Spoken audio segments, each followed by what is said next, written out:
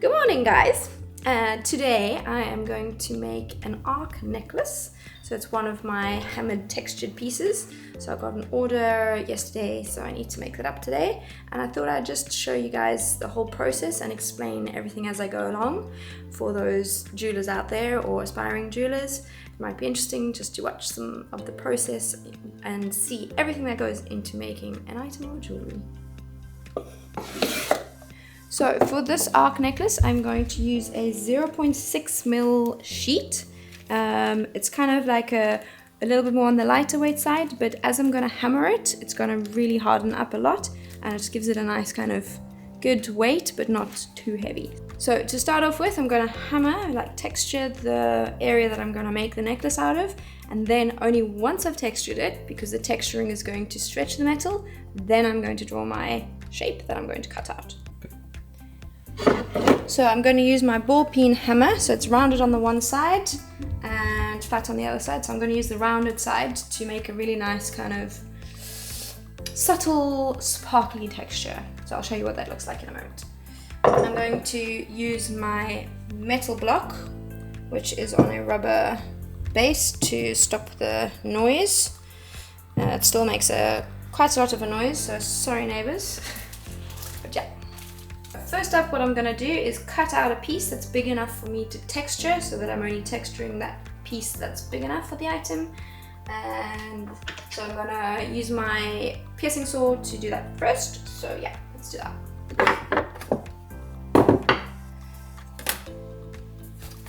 So I've got written down here in my little book of all knowledge my templates and the sizes, so that I remember when I make them. So this piece is made from 0.6mm textured silver, and it is the 35 diameter actually. So that one is this one here. So I need to make sure that my piece is big enough for that, so it's going to fit into there. So I'm just going to loosely scribe around that piece so I know. So that's kind of, I'm going to need to have at least 4.5 by 4.5. So I'm going to cut a corner 4.5 by 4.5, 4.5, 4.5, 4.5. Just roughly, it doesn't have to be exact, but just want to make sure that I've got enough space here to work with. If you have a guillotine, it's so much quicker and you can just snip the piece off that you want. But I don't, so I'm going to cut it by hand.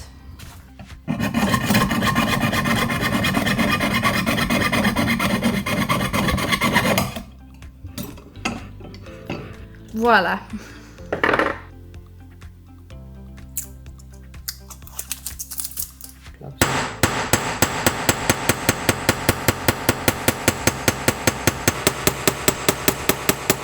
This is the first time I'm doing some major hammering in my new flat, so I just realized it's really loud. So I'm just going to attempt putting my rubber cutting mat and my laptop case underneath here to see if that makes it a little bit less loud. So let's try.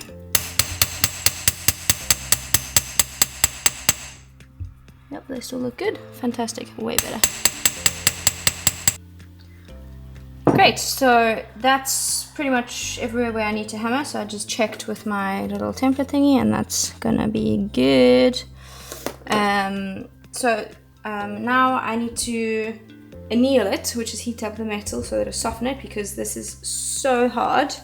Like, I cannot bend that, and I need to draw my nice perfect circle. So I'm going to heat it up over here.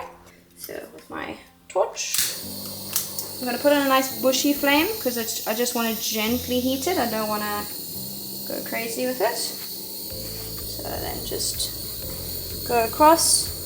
So how you know when it's annealed is you're going to see rainbow colors following behind your flame. You're going to see it soon. This is kind of a biggish piece for the size of torch I have, but so it just takes a little bit longer. You'll see where you see those kind of rainbowy colors, when you kind of see a trail left behind, That's, and it goes slightly like yellowy orange, then we're going to stop there. So we're not going to go as far as orange, because that's when the metal is about to melt, so we don't want to do it. And now I'm going to quench it in the water. Makes a cool noise. And then I'm going to put it in the pickle pot. So this is eco pickle that I've got in here, and I'm just going to leave that in there for a couple of minutes to do its magic, and then I'll take it out and you'll see it's all nice and clean. So I've got a whole bunch of different jump rings here, and I think these ones will do just fine for the arc necklace. So I'm going to solder these on the back, but I'm going to cut them in half so that they are nice and snug and attached in a nice way. So I'm going to prepare those. Let's put those two guys over there for now. So I'm going to cut the one side so it's just above half, like that. I'll hold that edge so it doesn't shoot away. Drop that in there. And now I'm going to file those two edges so that they're perfectly flat, because they need to be flush with the piece that I'm going to solder it on. So on the back like that. So I need to file those two edges there. So a little cheating way, which makes your life a whole lot easier, is by using a bench peg. So I'm going to put it in the flat end like this. And just pinch that in there. Squish it down a bit so it just sticks out like that. And then warn anybody, sorry for the noise, bang. And then I'm going to file the edges of that. And then one. So you can either do it with a needle file like this, or you can take a big one and do them together, but I quite like this little file. So that looks good. Obviously I'll test it on the piece once it's ready. So right now I'm just making use of my time because it's in the pickle. So I can test it on here for now and check if it stands up straight, which looks like it does. Fantastic. Great, so I'm gonna do the other one as well. All right, look at that. All shiny again. So it was black when I went in, all oxidized, and now that little pink I'm just gonna wipe off. It'll be all right. So I'm going to give it a rinse in the water, and then I'm going to hammer that flat. I'm going to use the rawhide hammer, it's a mallet really, actually, to hit this down. So this will shape metal without texturing or damaging it like the ball peen one did. So I'm going to hammer this nice and flat, and then we'll get going with the shape.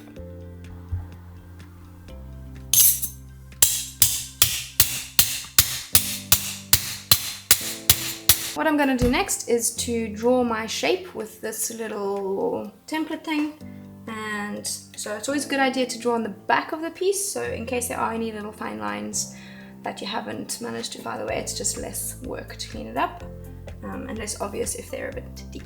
But ideally you want to file up to the line, so we'll talk about that afterwards. So just form a circle.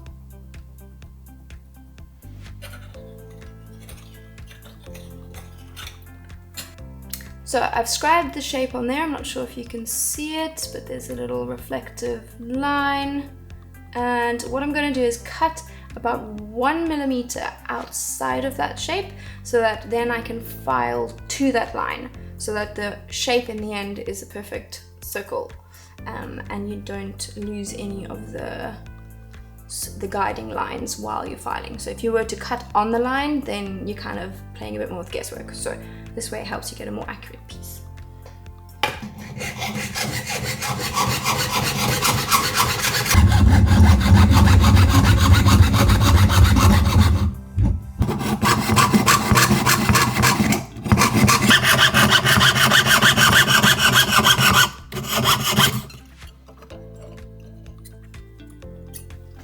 So it's always good to hold it in your hand and follow, especially if it's a curve, then you need to follow the curve. So with the file always only goes up, it doesn't go down because it doesn't do anything, but you go up, and this hand stays still, rested against something, so you got a bit of support, and then file.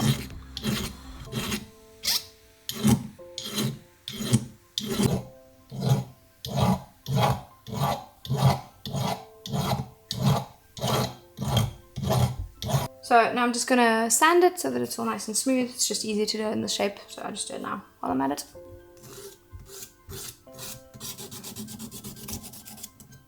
Well, so this is just a nice wooden stick that I've got that I wrap around with my sandpaper, and it's really nice because you can just refill it every time you run out with whatever grit you're after, and it just really helps getting in the corners and saves your fingers a little bit too.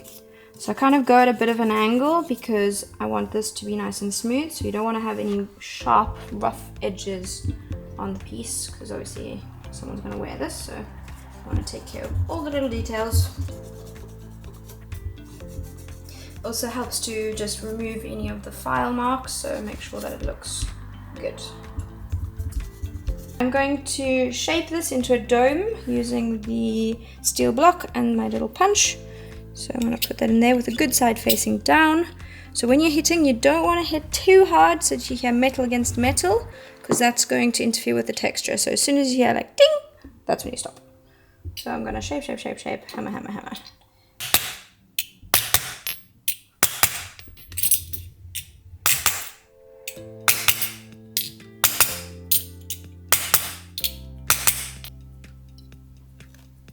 So I'll just give it a little feel and see if it's feeling round yet or where there's little lumps, so you don't want to go too much.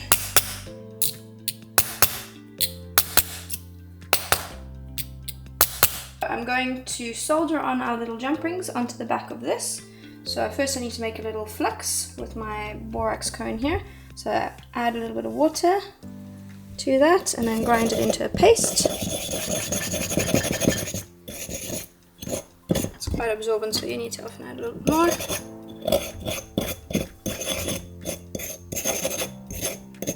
There we go. And then paint this on where it's gonna go. And now I need to set this up. It's a little bit tricky. I need to lean this against here, and I'm gonna put one of these guys in between my reverse tweezers. Grab it like that. I need to put some flux on them as well. Okay. And then I'm gonna position this. Yep, so here I am adding some flux, which is going to basically be the glue, I guess one can say, that holds the pieces in place. So I positioned those next to the edges of the little jump ring, ready to solder. So for this I'm gonna make the flame a little bit brighter and stronger. So the tip of the glue is the hottest point of the flame. So as the solder is about to flow, I'm going to point the tip of the blue flame onto the solder. So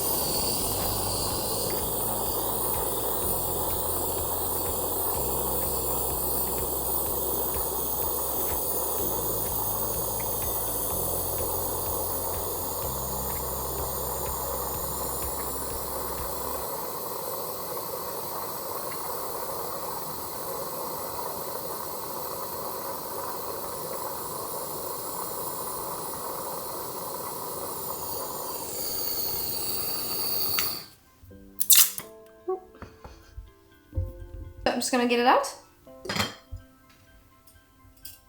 give it a rinse, and I'm going to solder the other one on. So it's all nice and clean now, so I'm just going to solder the other one on. That was good, so I just need to do the other one.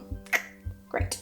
Now I'm just going to give it a nice shine. So at the moment it's kind of got like a matte sort of white sheen to it, but with a little rub of the steel wool you will see the shiny, super shiny. I really like the steel wool as a finish because it's not super high polish, but it's kind of a little bit more subtle, and it goes really well with this finish. Because as we haven't got any scratches or anything like that on the surface, we don't need to sand it. We can just go straight to the finishing touches. It's looking pretty good. Now all that's left to do is to put the chain in. So I'm going to use this 18-inch chain, and this little jumping on the end is soldered closed, and it won't fit in to the little jumpings on the back of the piece. So I'm just going to gently give it a little squeeze just to flatten it a bit so it can go through. And then always good to know is when a person is right-handed, you will always have the clasp in your right hand because it's easier to operate. So always position it as though I'm going to be putting it on so that I know which side to do the clasp on. And now I'm going to open that with my little probe. Open that with my scribe. So it's round again. So just use the little holes in my bench peg from all the things I do. And then just to make it a bit rounder and open, I'm going to use the round nose pliers. And I'll just squish it onto there.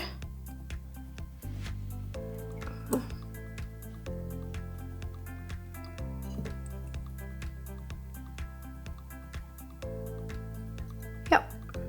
So just make that nice and round. And then test it out. See, so it doesn't fall off. Great. Wonderful. So that is done.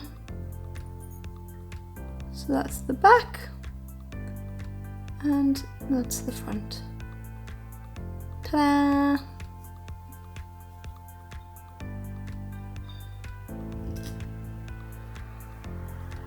So thanks so much again for watching, everybody. I hope you enjoyed it and found it interesting and meditative or inspiring, whatever you got out of it. I hope you enjoyed it. And if you would like to like and subscribe, I always appreciate it. And thank you to all the new subscribers. It's so nice to see some new faces here.